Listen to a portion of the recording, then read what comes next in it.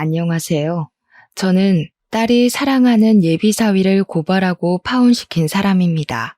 제가 나이 52살까지 살아오면서 사기를 한번 당해본 적 없어요. 그래서 뉴스나 기사에 나오는 범죄 소식을 보면 가슴이 벌렁거리긴 해도 늘 남의 일이라고만 생각했죠. 제가 한참 청춘일 때도 무서운 사람들은 나쁜 마음을 먹고도 뻔뻔하게 잘못을 모르고 그랬는데 요즘 사람들도 예전 못지않게 시겁할 만한 짓 많이 하더라고요. 저는 나쁜 짓 하려고 해도 심장이 떨려서 차마 못 그러겠던데 도대체 어떤 심리를 갖고 있으면 그리 대담할 수 있는지 모르겠어요. 사람 아무나 사귀면 안 된다는 거 이번 기회에 확실히 느꼈습니다. 이게 글로 쓰는 거랑 직접 경험하는 것이 확연히 다를 거 알지만 그래도 이론상으로나마 다들 이런 젊은이 조심하라고 공표하고 싶어서 사연을 쓰게 되었어요. 내 주변에서도 일어날 수 있는 일이니 세상 물정에 관대하신 분들 제 이야기 꼭 한번 들어보시기 바랍니다.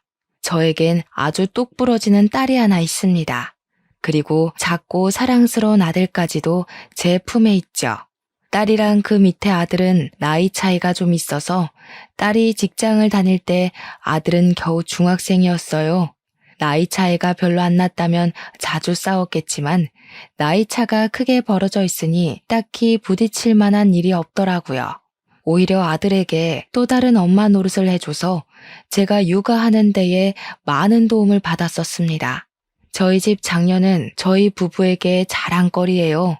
우리 딸이 얼마나 효녀냐면 자기 남동생의 용돈을 혼자 책임질 정도로 부모가 자식 때문에 고생하는 걸 싫어했고요. 그래서 하루빨리 육아지옥에서 벗어나도록 신경을 많이 써준 착한 딸입니다. 저희 부부는 딸을 키우면서 장남 10명이 부럽지 않았어요. 행동대장 우리 딸은 언제나 씩씩했고 야무져서 그런 장녀를 두고 저희가 참 많이 의지했었습니다.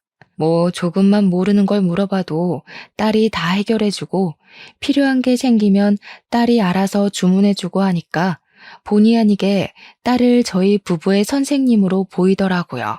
이렇듯 딸의 성격은 두말할 것 없이 착하고 싹싹했는데 뿐만 아니라 얼굴도 예쁘고 날씬해서 항상 남편이랑 제가 장녀를 두고 남주기 아깝다고 말을 많이 했어요. 결혼시키기 싫었다는 뜻이죠. 물론 그건 저희 바람이었고 저희는 딸의 행복을 위해 딸의 길을 전적으로 응원해줄 준비가 되어 있는 사람들이었어요. 그런데 살다 보면 아무리 사랑스러운 내 자식이라도 내 마음 같지 않게 안타까운 짓을 할 때가 있잖아요. 부모로서 자식을 항상 응원하고 싶고 자식의 뜻을 존중하고 싶지만 아무래도 자식이 엉뚱한 길을 가려 할 때면 말리고 싶은 것도 부모의 마음이 아니겠습니까? 그렇듯 한없이 대견스럽고 만점짜리 우리 딸에게도 유일하게 부족한 것이 있었는데요. 딸의 유일한 단점이 바로 남자 보는 눈이 없었다는 것이에요. 이게 별거 아닌 것 같아 보이지만 제 개인적인 생각으로는 남자 하나 때문에 딸의 인생이 망할 수도 있고 우리 가족 전체가 무너질 수도 있는 중대함이라고 봐요. 충분히 연결되는 영역이라고 생각되지 않습니까? 딸이 남자 보는 눈 없다는 건 그동안 저희가 딸의 연애를 간섭했다는 뜻은 아닙니다. 당연히 딸이 남자가 생겼다고 저희한테 말해줘서 알게 되었고 그게 이 사연을 쓰게 된 이유예요. 제 딸은 원래 부모님을 너무 좋아해서 자취를 하지 않던 아이입니다.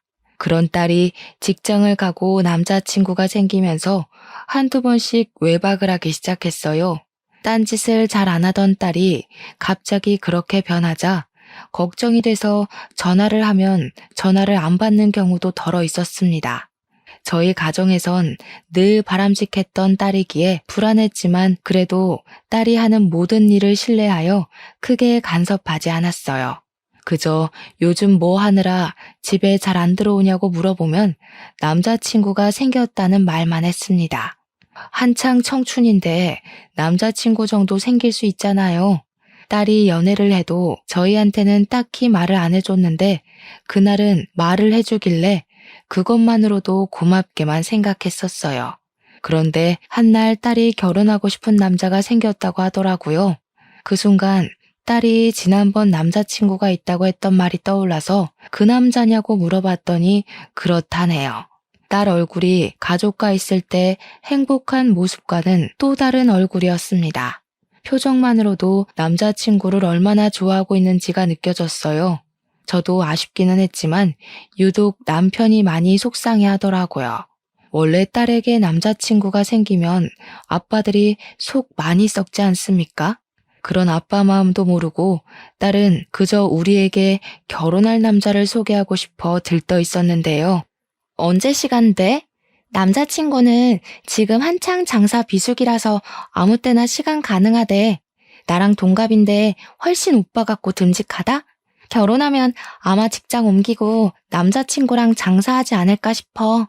그래, 우리 딸이 선택한 남자니까 분명 좋은 사람이겠지. 엄마 아빠도 시간 언제든지 괜찮으니까 둘이서 날짜 한번 맞춰봐. 남자친구 되는 분은 뭘 좋아한다니? 이왕 식사 준비하는 거 좋아하는 걸로 해주고 싶네. 뭘 그렇게까지 대접해? 원래 그 나이에는 뭐든 다 좋아하고 잘 먹어야 될 나이야. 알레르기 있는 게 아닌 이상 편식하는 남자는 별로다. 내가 저 한우 주문해 놓을 테니까 당신은 밑반찬 몇 개만 준비해요. 남편이 순간 딸의 남자친구를 대놓고 탐탁지 않아 하는 티를 내는 걸까봐 걱정했는데 한우를 준비한다는 말에 저도 마음이 놓였고 무엇보다 딸이 신이 나서 아빠 최고 하면서 부둥켜 안고 난리가 났어요. 씁쓸해 보이던 남편은 그래도 딸이라고 보내야 하는 순간까지 사랑만 주고 싶었나 봅니다. 저랑 남편은 그렇게 아쉬운 마음을 달래면서 애써 딸의 사랑을 축하해줬어요. 아, 물론 남편이 그날 새벽에 화장실에서 우는 것 같긴 했지만 말이에요.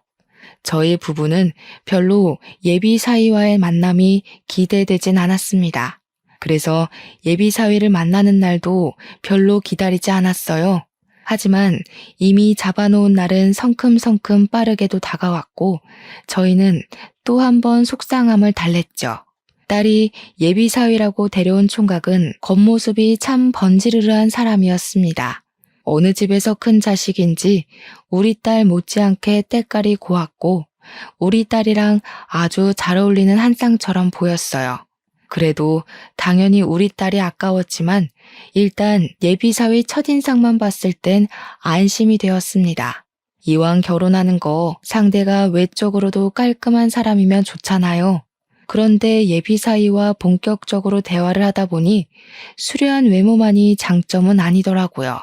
젊은 총각이 말은 또 얼마나 재미나게 하는지 저녁상 앞에서 제가 얼마나 웃었는지 몰라요. 아, 어머니께서 미인이셨구나. 어쩐지 유형이 너무 예뻐서 누굴 닮았나 했거든요. 어머니랑 정말 판박인데요. 어머니는 나이 안 먹으세요? 어쩜 피부도 30대 같으실까?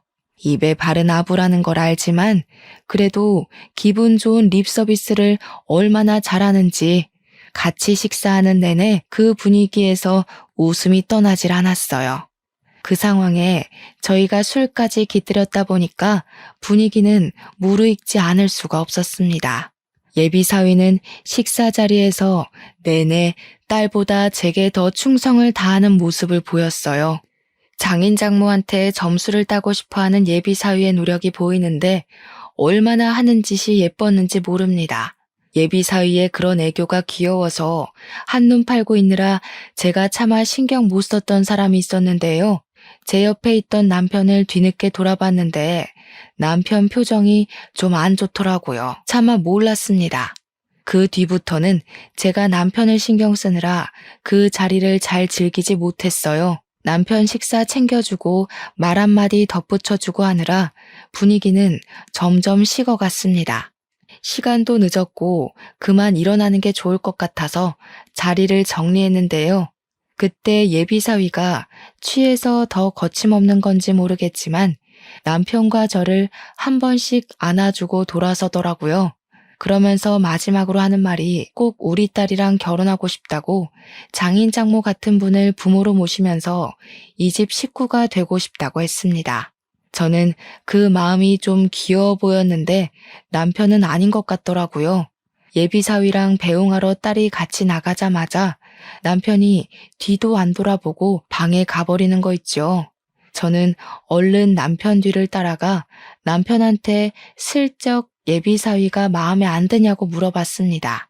그러자 침대에 앉아서 한숨만 쉬고 있던 남편이 좀 뜻밖의 얘기를 해주더라고요. 그 녀석 대체 뭐야? 어른 앞에서 너무 경우 없는 거 아니야? 당신은 못 느꼈어? 아무리 그래도 장모 되는 사람이라도 그렇지 함부로 당신 손을 덥석덥석 잡고 말이야. 그건 그냥 사람이 워낙 넉살이 좋아서 그런 것 같던데? 그 친구가 당신 손도 잘 만지더구먼. 그렇게 마음에 안 들었어? 당신은 모르지. 남자는 남자가 알아. 미인이라고 칭찬하는 것도 한두 번이지. 무슨 밥상머리 앞에서 장모 될 사람한테 말끝마다 진짜 예쁘다 곱다 이 소리야. 배때기에 기름칠하더니 눈에 뵈는 게 없나. 순간 남편의 툴툴거림이 질투처럼 느껴져서 저도 모르게 질투하냐고 물어봤어요. 질문은 제가 했는데 제가 물어도 좀 웃기다는 생각이 들더라고요. 몇십 년이나 같이 한 이불 덮고 살았는데 연애 때나 하던 질문을 묻게 될 줄은 몰랐거든요. 어쨌든 제 말에 남편도 얼굴이 벌개지면서 그런 거 아니라고 그냥 자기는 예비사위 인상이 계속 별로였다고만 변명했습니다.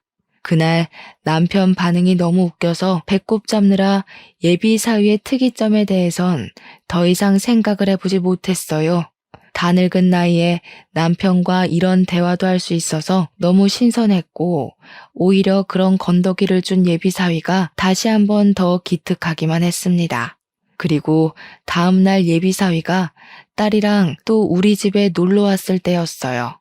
근데 지난날에 남편이 예비사위 태도로 한 소리해서 그런지 그날 저도 모르게 예비사위 태도에 신경이 쏠리더라고요.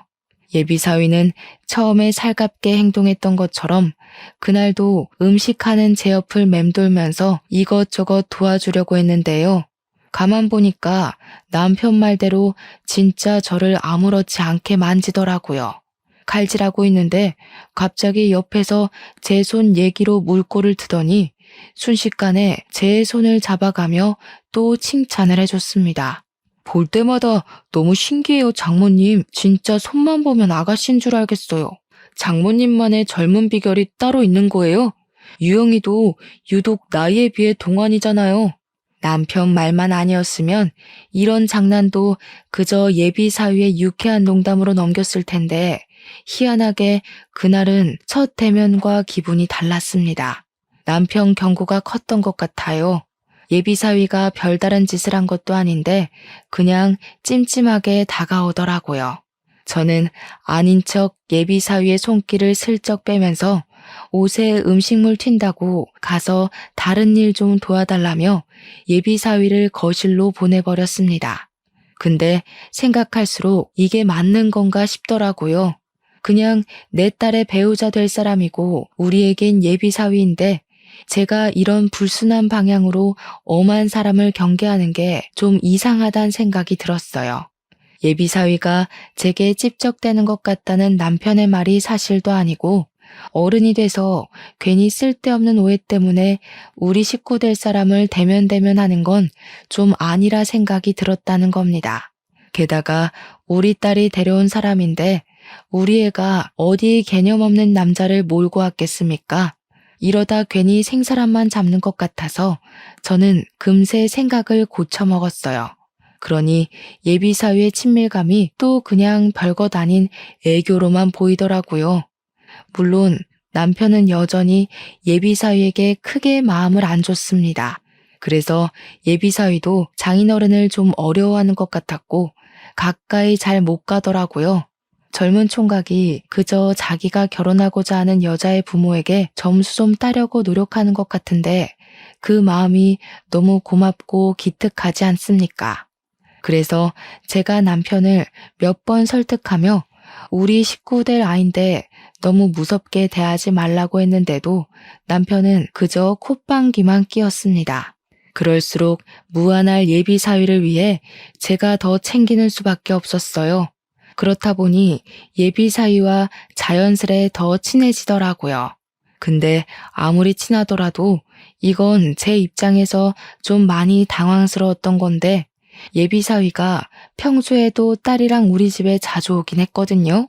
제가 요즘 애들 가치관을 잘 몰라서 그러는데 딸이 없는 예비 처갓집에도 사위가 아무렇지 않게 혼자 방문하기도 하나요? 예비 사위가 연락도 없이 우리 집을 찾아왔더라니까요. 저는 살짝 당황하고 말았습니다. 아이고, 김서방이 어쩐 일이야?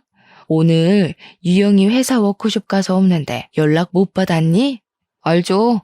없는 거 알고 일부러 찾아왔어요. 장모님 심심하실까 봐요. 사실 저도 오늘 장사 쉬는 날이라 놀 사람 없기도 하고 마침 장모님 생각 나더라고요. 오늘 저랑 놀아주실 거죠? 살가워도 이렇게 살가울 수가 있나 싶었습니다. 굉장한 친화력에 깜짝 놀랐어요. 저희 집 사람들은 원래도 의심이나 경계가 많아서 누구에게 먼저 다가가는 성격이 못 되거든요. 그렇다 보니 먼저 손 내밀어주는 예비사위 성격이 고맙다가도 한편으론 좀 낯설고 부담되기도 했어요. 좋게 비유하자면 마치 주인 뒤만 졸졸 쫓아다니는 강아지 같다고나 할까요? 일단 저희 집을 찾아온 손님이니까 대접을 하는 게 맞잖아요. 그래서 얼른 들어오라고 밥은 먹었냐고 제가 예비사위를 챙겼는데요.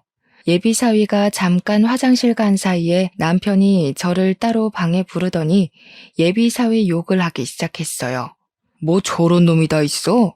정말 미친놈 아니야? 누가 결혼도 안 했는데 신부 쪽 집을 들락날락해. 결혼해도 오기 불편해야 되는 게 처갓집이야. 우리를 물러보는 것도 아니고 무슨 밥 먹일 생각 말고 당장 내보내. 나쁜 의도로 찾아온 거 아니잖아. 다른 집 사위들은 아예 처갓집 대문짝만 봐도 가기 싫어서 마누라랑 싸우기도 한다는데 그런 거 생각하면 우리 사위는 얼마나 기특해. 마음 좀 좋게 먹어봐요. 언제까지 이렇게 미워하려고. 이러면 우리 딸도 속상해해. 저는 흥분한 남편을 최대한 진정시켰습니다. 제 눈에는 예비 사위가 진짜 말 그대로 넋살이 좋고 우리를 좋아해줘서 적극적인 것 같았거든요. 남편의 의심을 잠재우느라 그 시간 얼마나 진땀을 뺐는지 몰라요. 그래도 남편의 흥분을 잠재우긴 했지만 마음은 돌리지 못해서 방 밖으로 끌어내진 못했습니다. 남편은 빈정이 상해 방에서만 TV를 봤어요. 어렵게 찾아온 예비사위를 다시 돌려보낼 수가 없어서 할 수 없이 제가 예비사위와 같이 시간을 보냈습니다. 예비사위가 TV 영화를 쏘겠다고 해서 제가 잔치국수를 만들고 같이 먹으면서 TV를 봤거든요. 당연히 남편 방에도 국수를 넣어줬고요. 아무튼 둘이서 한참 TV 영화에 빠져 있을 때 그 순간 제가 아들 급식 돈 넣어주는 날이라는 게 번뜩 생각이 나더라고요. 그래서 TV를 보다 말고 모바일 뱅킹에 접속을 했습니다. 얼마를 넣는지 기억이 나질 않아서 잠깐 방에 갔다가 다시 자리에 앉아서 계좌이체를 했어요. 무방비하게 비밀번호까지 드러내면서 이것저것 누르고 송금을 완료한 뒤에 휴대폰을 내려놓았는데요. 그 순간 급하게 고개를 획 돌리는 예비사위를 목격했습니다. 뭔가 쎄하더라고요. 왠지 예비사위가 제 폰을 같이 보고 있었던 것 같은 촉이 오는 겁니다. 저와 눈이 마주친 건 아니었고 예비사위가 마지막까지 눈길을 두고 있던 곳이 희한하게 제 폰 화면이었던 것 같은 느낌이 들었어요. 물론 제가 본래 의심 많은 타입이라 착각일 수도 있죠. 근데도 알게 모르게 불안감은 마음 한구석에 계속 남아 있었어요. 설마 내가 계좌이체하는 내내 보고 있었나? 고작 이 증거 없는 의심이 왜 그렇게 불길하게 다가오는 건지 그 뒤로 영화에 집중할 수 없었고 예비 사위의 살가운 대화 시도에도 표정 관리가 잘 안 되었습니다. 저는 원래 평소에 사람을 잘 믿지 않는데 유일하게 믿는 사람이 딸입니다. 제 남편도 완전히 믿지 않고 오로지 딸에게만 강력한 신임을 갖고 있을 만큼 쉽게 제 자신을 다 보여주지 못해요. 그래서 예비 사위에게도 적당한 맞대응만 해줬던 거지 그놈을 믿고 말고 할 만큼 그런 사이는 아니라고 생각했어요. 그런 상황에서 예비 사위에게 의심 먼저 들어버리니 예비 사위와 겨우 가까워진 사이가 급격히 벌어지고 말았지 뭡니까. 하지만 그럼에도 제가 어쩌지 못했던 건 예비 사위는 딸이 선택한 남자잖아요. 제 기분이 찝찝하더라도 딸보다는 제 판단이 잘못됐을 가능성이 더 크다고 보고 그냥 넘겨야만 했습니다. 그렇게 상견례를 날짜까지 잡고 저랑 남편은 상견례 때 입을 옷을 맞추기 위해 백화점을 방문했어요. 직원에게 복장을 추천받고 결제를 하기 위해 카드를 내밀었는데 직원이 카드를 긁더니 한도 부족이라고 하더라고요. 그럴 리가 없어서 다시 한번 해보라고 부탁을 했는데 계속 한도 부족이래요. 제가 분명 집에서 나올 때 1,000만 원 정도의 잔액이 든 카드를 들고 나왔거든요. 직원한테 계속 부탁하는 것도 민폐고 직원도 난감해하길래 급하게 뱅킹 조회를 해봤는데요. 충격이게도 겨우 7,000원 돈만 남아있더라고요. 이게 어떻게 된 일이지 싶어 일단 옷 사는 건 보류하고 집으로 돌아와야 했습니다. 저와 남편은 집에 오자마자 혹시 돈을 다른 곳에 옮겨둔 건 아닌지 뱅킹이랑 통장을 뒤져서 확인했어요. 남편도 큰 돈이 없어진 거라 꽤 놀라서 경찰 신고하자고 난리더라고요. 대체 우리 말고는 손댈 사람이 없는데 그 돈이 어디로 솟은 거야? 딸내미도 그 통장 모르잖아. 당신 정말 그 계좌에 돈 둔 거 맞아? 우리 말고는 이 통장을 모른다. 남편의 이 발언을 듣는 순간 제 머릿속에 무섭게 떠오른 사람이 있었는데요. 바로 예비 사위였습니다. 제 마음속에 내내 남아있던 불길함이 있었잖아요. 예비 사위가 저희 집에 혼자 찾아온 날 저랑 같이 나란히 앉아서 TV를 보고 있을 때 예비 사위가 제 폰을 몰래 훔쳐봤던 게 그리 불안했는데 그게 왠지 1,000만 원 실종과 연관이 있을 것 같더라고요. 하지만 그건 그저 제 추측일 뿐 심증만 있고 물증은 없던 상태가 아닙니까? 다짜고짜 예비 사위를 붙잡아다가 몰아붙이는 건 자칫 딸과의 사이마저 틀어질 수 있는 위험이라고 생각을 했어요. 그래서 저는 차라리 딸에게 직접 물어보자고 마음먹었습니다. 현명한 딸이라면 제가 이런 고민을 얘기했을 때 분명 똑소리 나는 해결책을 줄 거라고 생각했어요. 근데 제가 딸을 너무 믿었던 거죠. 그날 생전 처음으로 딸의 낯선 이면만 마주하게 되었는데 딸이 뭐에 신 것처럼 얼마나 무서웠는지 모릅니다. 고작 그런 걸로 예비 사위를 의심해? 걔가 엄마 폰 받는지 안 받는지 확실한 증거가 있는 것도 아니잖아. 다 엄마 망상 아니야? 괜히 생사람 잡지 마. 그 사람이 뭐가 아쉬워서 우리 집 돈을 훔쳐.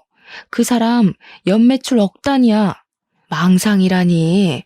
그때 분명 엄마가 이체하는 걸 훔쳐보는 것 같더라니까. 너도 없는데 우리 집 찾아온 것도 이상하지 않아? 아빠가 계속 그놈 어딘가 의심스럽다고 했었거든. 그건 아빠가 내 남자친구 마음에 안 드니까 일방적으로 모욕하는 거고 말 조심해. 내 남자 욕하는 건 나 무시하는 거나 마찬가지야. 아무리 마음에 안 들어도 그렇지 어떻게 사위 될 사람을 도둑놈으로 몰 수가 있어?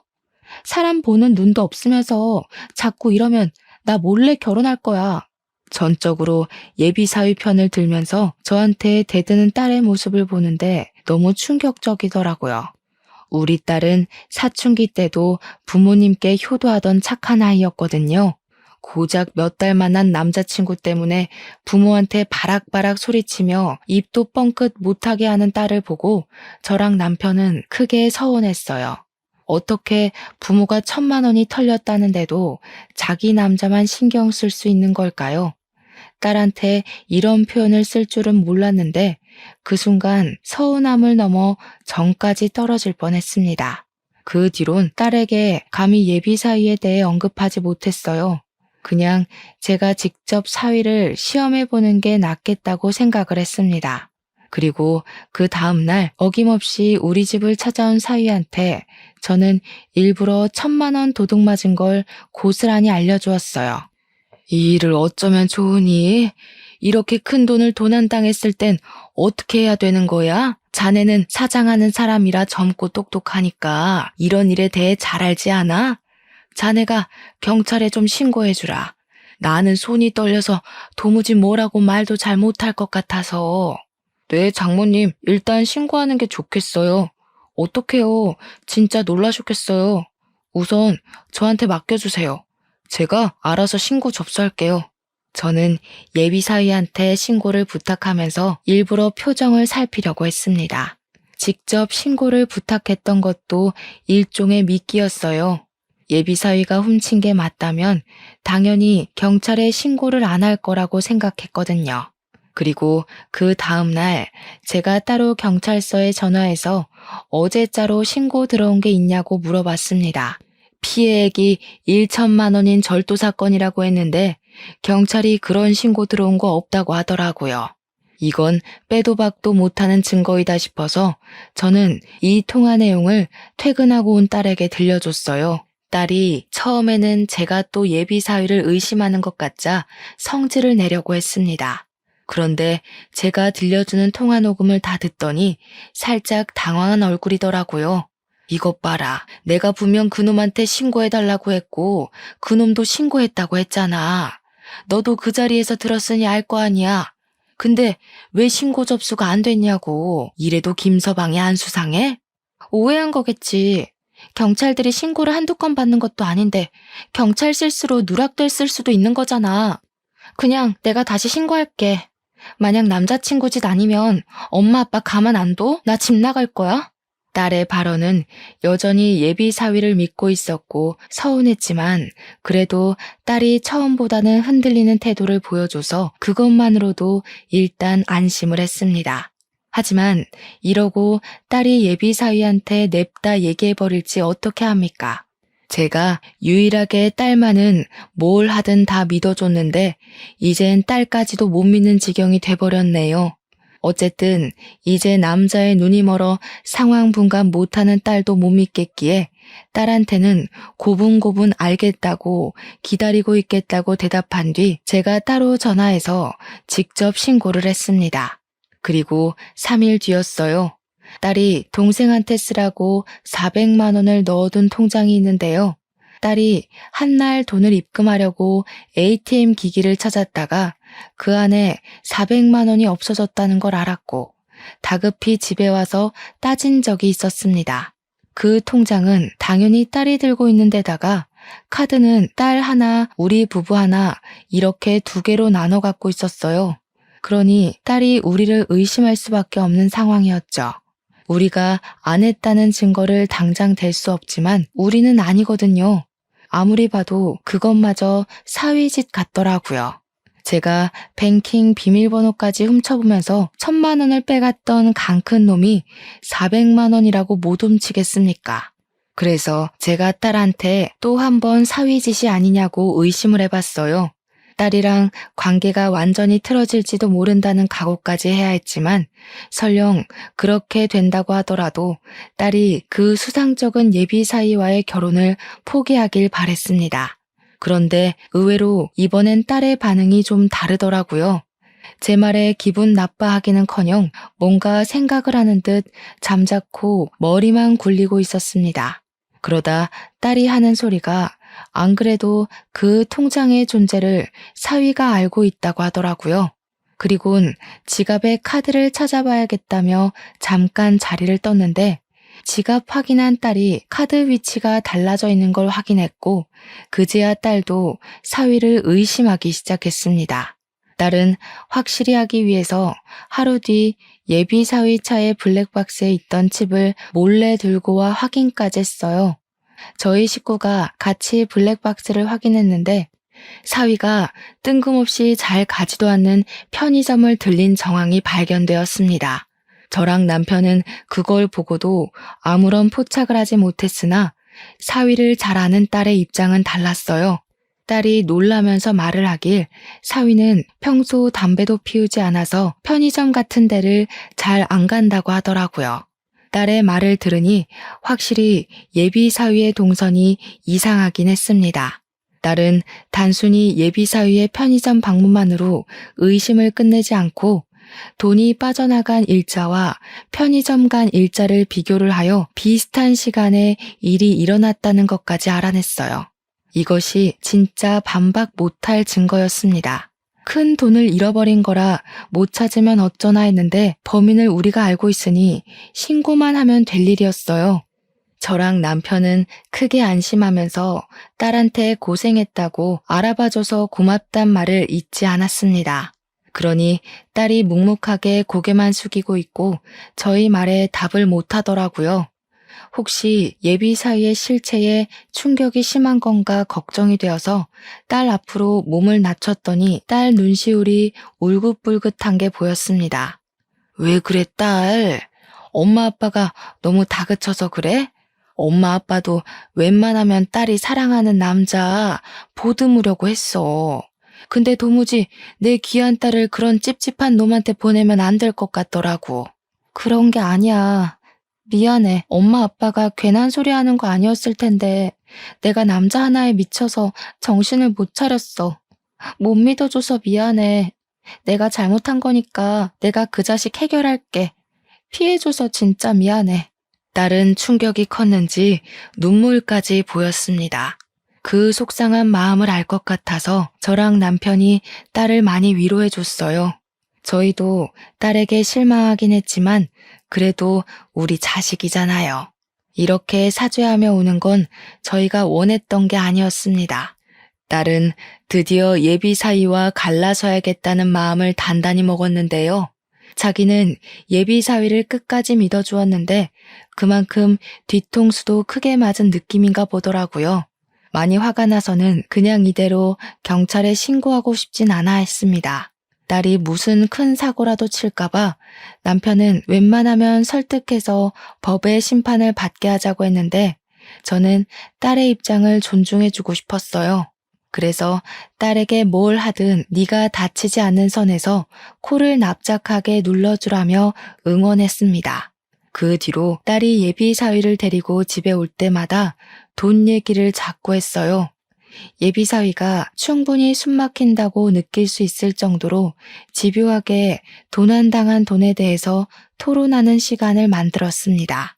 우리 집 식구들이 몇 번 그렇게 찔러봤기 때문인지 사위가 어느 순간 눈치가 보였는지 갑자기 저희 집 오는 발길을 끊더군요. 저희는 1,400만 원을 훔쳐간 사위놈을 어떻게 처단할까만 머리 맞대고 고민을 했어요. 그래서 딸이 생각한 방법이 있는데 좀 추접스럽습니다. 우리도 우리지만 특히나 딸이 사위를 용서 못하겠다고 최대한 추접스럽게 벌을 주고 싶다 그랬거든요. 우습게도 때마침 TV에 변비약이 방영되고 있었는데요. 그 순간 딸이 설사하기 좋겠다고 소리치더라고요. 우리 딸이 남자 보는 눈만 없었지 참 똑똑한 아이기 때문에 저랑 남편은 다시 딸을 믿었고 딸이 시키는 대로 따랐습니다. 그리고 우리는 예비 사위를 다시 집으로 불러들여야 됐어요. 아들 생일이라 뻥치고 식사 자리에 가장해 예비 사위를 초대하게 되었죠. 아직 우리 딸이랑 결혼 생각이 있는 건지 예비 사위가 우리 집 행사에 참석은 하더라고요.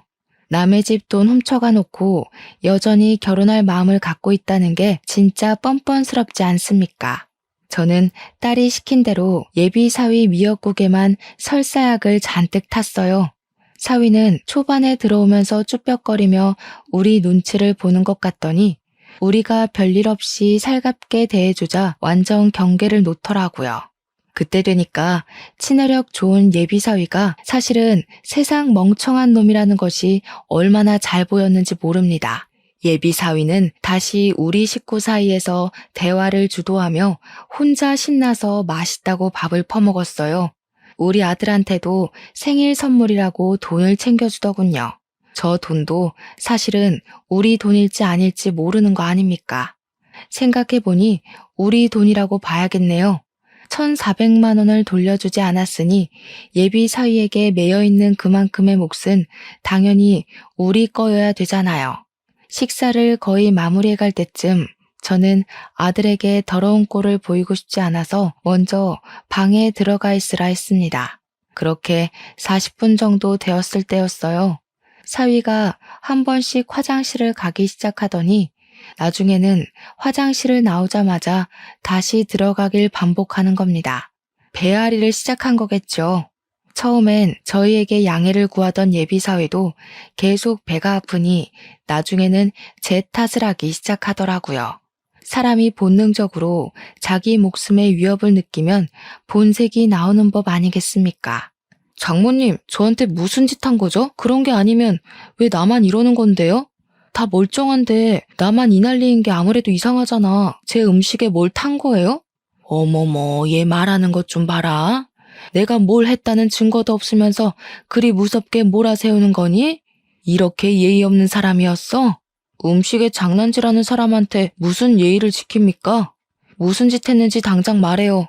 사람한테 해코지 했다고 신고하기 전에. 신고 얘기가 나오자 저는 오히려 어처구니가 없어서 웃음이 나왔습니다. 누가 누굴 신고한다는 건지 우습더라고요. 그리고 그때 우리 남편이 예비 사위 말하는 뽐새에 열이 받아서 냅다 사위 뒤통수를 후려쳤어요. 감히 장모가 사랑으로 준 밥을 의심해 남의 집에서 똥이나 쳤싸면서 말이 많네. 먹고 싸게 놀게 해줬더니 우리가 네 밥으로 보여? 어디 건방지게 시도 때도 없이 기어올라? 예비 사위는 무슨 말을 하려고 하면 다시 화장실로 뛰어 들어가야 했습니다. 그날 저희에게 더 따지고 싶어 하는 것 같았는데 상태가 영 말이 안 해였던지라 결국 기력 다 빠진 상태로 집을 기어나갔어요. 그날은 그렇게 돌아간 듯 했지만 아무래도 많이 화가 났던 건지 예비 사위가 다음날 다시 우리 집을 찾아왔는데요. 아무래도 고의 같거든요. 솔직하게 말해보세요. 장모님 짓 맞죠? 대체 왜요? 제가 뭘 했다고 개념 없게 그런 장난질을 해요. 그래, 나다. 개념 없는 거 잘 느껴졌니? 네가 먼저 개념 없게 남의 돈 훔쳐갔길래 나도 한번 해봤다. 개념 없는 놈한테는 개념 없게 맞장구 쳐줘야 된다더라, 우리 딸이.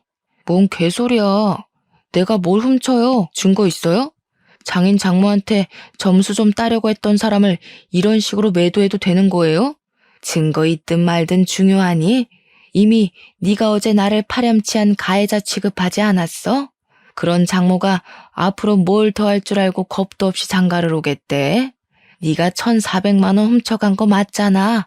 그렇게 원하는 증거도 다 갖고 있는데 계속 발뺌하지 마라. 네 처지만 더 불쌍해질 뿐이야. 알아보니까 억대 자산가도 아니더구먼. 이건 딸한테 들은 새 소식이었는데 딸이 예비 사위한테 뒤통수 맞고 예비 사위의 실체가 자기가 아는 것과 얼마나 다른지 뒷조사를 좀 했더라고요. 그렇게 발견한 사실이 장사 매출 연 억대라는 게 거짓이라는 거였어요. 장사치는 맞지만 실상은 팔이 날리는 꼴이었고 적자가 나서 폐업 위기를 맞고 있는 상태였다는 겁니다. 딸이 모를 수밖에 없었던 건 예비사위가 자기 친구한테 부탁해서 잘 나가는 친구 매장을 마치 자기 것인 것처럼 연기를 했다네요. 알아낼수록 얼마나 기가 찬 놈이던지. 하긴 그렇게 뻔뻔한 짓을 한 놈이니까 증거가 있다는데도 이렇게 얼굴색 하나 안 변하고 범행을 발뺌하는 거겠죠. 어디서 자꾸 구라를 치는지 모르겠네. 증거가 있다고요? 증거가 있을 리 없죠. 나는 범인이 아니니까. 대체 나한테 왜 이래요? 내가 그동안 알랑방귀 끼면서 구토 나올 것 같은 칭찬도 해줬잖아요. 쭈글쭈글한 아줌마한테 아가씨 같다고 칭찬하는 게 어디 쉬운 줄 알아요? 어쩜 이렇게 통했을까. 우리도 너 겉만 번지르르하고 두둥아리 너무 싸게 놀려서 우리 딸 짝으로 턱없이 부족하다고 생각했거든. 그냥 꼬리 잘 흔드는 똥개 같더라고. 근데 그걸 자기가 사위 노릇 잘한다고 착각하는 게 얼마나 웃기던지. 저도 이렇게 막말하는 게 힘든 사람이었지만 예비사위처럼 하찮은 사기꾼한테 더 하찮게 보이고 싶지 않아서 최대한 예비사위를 개무시해줬습니다. 그리곤 어쨌든 네가 1,400만 원 가져가는 바람에 돈 없어져서 결혼 못하게 됐다며 파혼을 선언했고, 앞으로 우리 집도 대문도 돌아보지 말라고 부정 탄다고 쐐기를 박아줬어요. 그러자 예비사위가 제 말을 비웃으면서 웃기는 소리 말라고 1,400만 원 없어도 이 집 잘 사는 거 다 알고 있다고 떵떵거리대요. 유영이랑 재산 다 깠거든요. 엄청 애지중지하는 딸이라면서요. 그럼 장인어른 장모님 둘이서 이 집 팔아서라도 결혼식 해줘야죠. 솔직히 두 분은 살 만큼 살았잖아요. 남은 생인 딸이 더 잘 살도록 어떻게든 퍼부어주려고 해야지. 그딴 배짱도 없는 부모면서 딸 아낀다고 말할 수 있어요? 예비사위는 갈수록 더 미친 망언을 내뱉기 시작했습니다. 그러자 방에 숨어서 우리 대화만 듣고 있던 남편이 분노를 못 참고 뛰쳐나왔어요. 혹시라도 남편이 예비사위에게 손찌검하면 예비사위가 괜히 신고하는 만에 난동 부릴 것 같아서 제가 남편더러 방에 숨어 있으라고 했거든요. 뛰쳐나온 남편은 역시나 바로 예비사위의 멱살을 잡았습니다. 금방이라도 한 대 칠 것처럼 눈을 부릅떴지만 제 말을 기억하고 있는 건지 함부로 예비사위에게 손을 대진 않았어요. 이 정신 나간 놈이 듣자 하니까 갈수록 정신 나간 소리만 해대네. 재산을 다 깠다는 놈이 네 주머니에 똥파리 날리는 건 왜 말 안 했냐? 거지 새끼라서 우리 집 와가지고 밥 처먹고 실실거렸나 본데 그걸 우리가 몰라서 내버려둔 줄 알아? 젊은데도 고작 깡통밖에 안 되는 네가 불쌍해서 내버려둔 거야. 아씨, 말 심하게 하시네. 누가 깡통이라는 거예요? 그러는 장인어른이야말로 깡통 아닙니까? 멍청하게 두 눈 뜨고 1,400만 원 뺏겼잖아요. 자기 주머니 간수도 못하면서 어디서 가짜는 꼰대질이야? 남편은 결국 참지 못하고 예비사위를 주먹으로 내리쳤습니다. 남편이 제 말을 지키지 않았지만 저도 그 순간 예비사위의 만행을 더 이상 못 참아주겠더라고요. 주먹 한 대 맞고 얼얼하게 서 있는 예비사위의 발등을 콱 밟아버렸습니다. 그러자 예비사위가 비명을 지르면서 구부러지더라고요. 쓰러진 예비사위를 남편이 다시 붙잡고는 결정적인 발언을 했는데 예비사위가 우리들 공격에 머리 끝까지 열받았는지 마찬가지로 결정적인 멘트를 날려주는 겁니다. 네가 지금 똑똑해서 1,400만 원 잘 훔쳐냈다는 거냐? 고작 남의 돈 훔쳐서 입에 풀칠하는 새끼면서 뭘 그렇게 있는 척 똑똑한 척이야? 비렁뱅이다 보니 눈앞에 있는 돈이 담이 났나 본데 내 딸한테 돈 보고 접근했지? 돈에 미쳐서 지 앞날에 뭐가 기다리는 줄도 모르는 멍청한 놈. 그래봤자 네 남은 인생은 깜빵이야. 뭐요? 설마 나를 경찰에 신고한 거예요? 저 자식처럼 생각해준다면서요. 어른이 돼가지고 왜 거짓말을 해요? 아니, 돈도 많은 사람이 그 1,400만 원 좀 없으면 어때서요? 사위 사정이 어려우면 좀 지원해줄 수도 있는 거 아닙니까? 어차피 우리 결혼하면 줄 돈이라면서요. 그걸 미리 빼간 건데 뭐가 잘못된 건데요? 흥분한 사위는 남편이 미끼를 던진 줄도 모르고 스스로 자백을 해버렸습니다.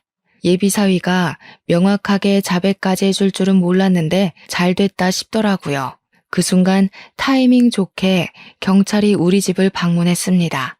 예비사위가 갑자기 우리 집에 들이닥쳤을 때 제가 딸한테 연락을 넣었고 딸이 우리 집에 범인이 찾아왔다고 체포해달라 직접 경찰을 불렀죠. 경찰이 예비사위를 붙잡자 사위가 발악하면서 경찰들한테까지 막말을 퍼붓기 시작했는데요. 그러면서 자기 결백하다고 턱도 없는 해명을 또 해대더라고요. 그래서 제가 경찰한테 예비사위가 자백한 녹화본을 보여주며 이 도둑놈 새끼가 1,400만 원 범인이라고 잡아가서 콩밥 좀 먹여주라 했어요. 그때 딸도 블랙박스 칩과 편의점 ATM기 시간을 비교해보면 더 정확한 증거가 될 거라고 제출하기도 했습니다. 빼도 박도 못할 증거가 속출하자 그제야 사위는 저희들 앞에 무릎을 꿇었어요. 한 번의 실수였다. 다시는 그런 일 없을 거다 하면서 가짜는 변명하길래 하마터면 우리 집에 원흉이 될 뻔했던 놈의 말 따위는 더 이상 듣기 싫어 앞에 있던 찬물을 그놈 얼굴에 확 끼얹어 버렸어요. 예비사위는 쫄딱 젖은 생쥐꼴을 한 채 경찰들에게 연행을 당했죠. 다행히 저희 돈은 다시 돌려받을 수 있었습니다. 그놈 입에 들어간 저희 집 쌀은 좀 아깝지만 비렁뱅이한테 봉사했다고 생각하려고요. 그 일로부터 4개월이 지난 현재 저희는 언제 그런 일이 있었냐는 듯 일상은 완벽히 복구되었어요. 딸도 그놈에게 받은 상처를 빨리 극복했더라고요. 그렇다고 남자에 대한 공포가 생긴 건 또 아니라서 우리 딸 참 강하다고 생각을 했네요. 앞으로 어떤 사위가 또 우리 딸의 곁을 찾아올지 모르겠지만 제발 다음 타자 사위는 정상적인 총각이길 바랄 뿐입니다. 자녀 있는 분들 어떤 기준으로 사위나 며느리를 눈여겨보시는지 궁금하네요. 시간 나시면 조언 한마디씩 해주고 가셔요. 민망한 사연일지라도 참 길고 속상했었습니다. 눈살 찌푸리면서도 끝까지 읽어주셨을 청취자분들께 감사드려요.